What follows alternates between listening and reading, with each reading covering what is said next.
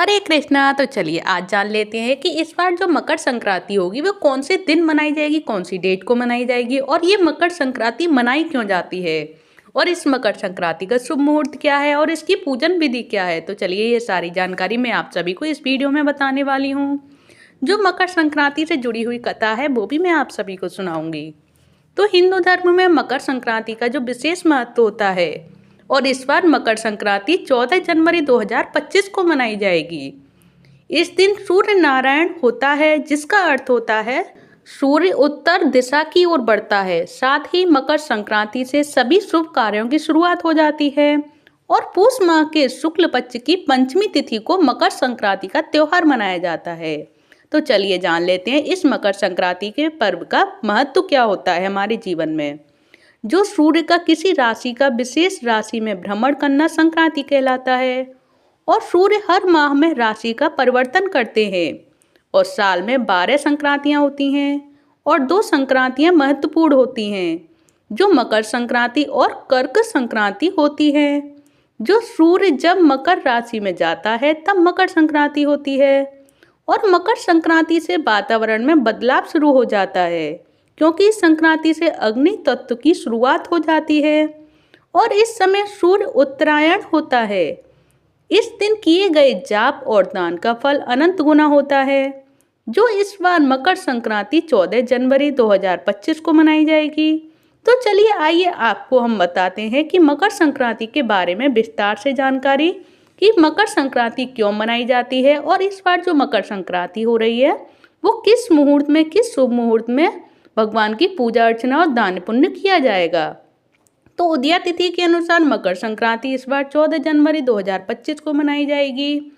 वहीं इस दिन सूर्य सुबह 8:41 पर मकर राशि में प्रवेश करेंगे और हिंदू पंचांग के अनुसार मकर संक्रांति पुण्यकाल का समय सुबह 9:03 से लेकर शाम 5:46 तक रहेगा और महापुण्य काल का समय सुबह 9:03 से लेकर सुबह 10:48 तक रहेगा। तो चलिए अब जान लेते हैं कि मकर संक्रांति पर दान करना क्यों शुभ माना जाता है और दान का क्या महत्व होता है। तो मकर संक्रांति के पर्व को कहीं कहीं उत्तरायण भी कहा जाता है।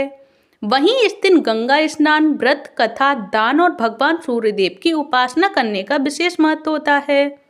इस दिन किया गया दान अक्षय फलदायी होता है और शनिदेव के लिए प्रकाश का दान करना भी बहुत शुभ होता है।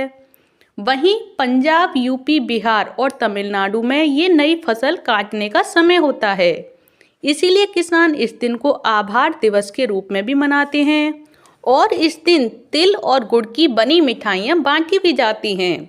वहीं इसके अलावा मकर संक्रांति पर कहीं कहीं पतंग उड़ाने की भी परंपरा है। तो चलिए अब जान लेते हैं कि मकर संक्रांति क्यों मनाई जाती है और कब से मनाना शुरू हुआ मकर संक्रांति और इस मकर संक्रांति का महत्व क्या होता है। तो पौराणिक मान्यताओं के अनुसार मकर संक्रांति के दिन सूर्यदेव अपने पुत्र शनि के घर जाते हैं। चूंकि शनि मकर व कुंभ राशि का स्वामी है, लिहाजा यह पर्व पिता पुत्र के अनोखे मिलन से भी जुड़ा हुआ है। और एक अन्य कथा के अनुसार असुरों पर भगवान विष्णु की विजय के तौर पर भी मकर संक्रांति मनाई जाती है और बताया जाता है कि मकर संक्रांति के दिन ही भगवान विष्णु ने पृथ्वी लोक पर असुरों का संहार कर उनके सिरों को काटकर मंदराचल पर्वत पर गाड़ दिया था। तभी से भगवान विष्णु की इस जीत को मकर संक्रांति पर्व के तौर पर मनाया जाने लगा और तभी से मकर संक्रांति होती आ रही है। और ये रही मकर संक्रांति के बारे में सारी जानकारी आप सभी के लिए कि मकर संक्रांति हम कौन से दिन करें, किस शुभ मुहूर्त में करें और इस मकर संक्रांति का महत्व क्या होता है और ये मकर संक्रांति क्यों मनाई जाती है। अगर आप सभी को ये सारी जानकारियाँ अच्छी लगी हो तो प्लीज़ एक वीडियो को लाइक कर दें, चैनल को सब्सक्राइब करें, कमेंट बॉक्स में जय श्री हरि अवश्य लिखें। धन्यवाद। हरे कृष्ण हरि बोल। हमेशा सुनिए, हमेशा जपिए। हरे कृष्ण कृष्ण कृष्ण हरे हरे, हरे राम राम राम हरे हरे। हरे कृष्ण हरि बोल।